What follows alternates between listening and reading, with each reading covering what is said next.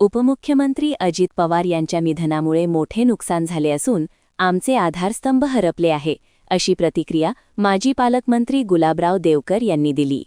आज आमच्याकडे शब्द नाही आहे.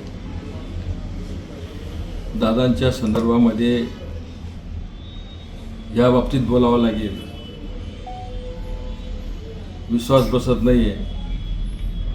सकाळी तयारी करत असताना फोन आला. मी तीनदा विचारलं, चुकीची बातमी असू शकते, चुकीची बातमी असू शकते. परंतु थोड्या वेळाच्या नंतर ही घटना समजली. माननीय दादांच्या जाण्यामुळं राष्ट्रवादी काँग्रेस पक्षाचं महाराष्ट्राचं अपरिमित असं नुकसान झालेलं आहे. आणि आमचे आधारस्तंभ म्हणून दादा होते, ते आज आम्हाला सोडून गेले. आमचा पूर्ण परिवार राष्ट्रवादीचा पोरका झालेला आहे, महाराष्ट्र पोरका झालेला आहे.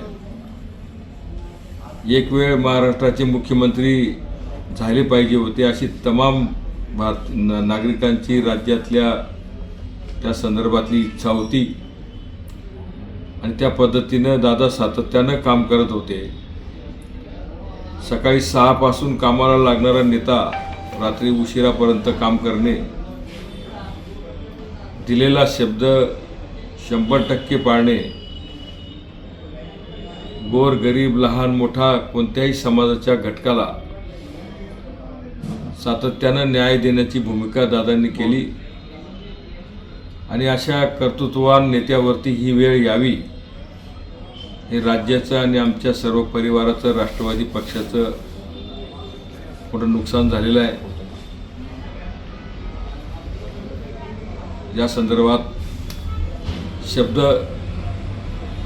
असू शकत नाही, अशी ही परिस्थिती निर्माण झालेली आहे. आता तुम्ही सुरुवातीपासून राष्ट्रवादीमध्ये होते, काय नेमक्या दादांसोबतच्या आठवणी सांगता येतील? खूप आठवणी दादांच्या संदर्भातल्या आहेत. अनेक वेळेला अडचणींतून मार्ग काढण्याचं काम त्यांनी आम्हाला केलं. कुठलेही अडचणीचे प्रसंग असतील त्या ठिकाणी लहान भावासारखं, मित्रासारखं प्रेम त्यांनी केलं आणि सातत्यानं पाठीशी उभे राहिले. कुठलाही कार्यकर्ता असेल, लहान असेल, मोठा असेल, कोणत्याही समाजाचा असेल, त्याचे प्रश्न सोडवण्याचं काम सातत्याने दादांनी केलं.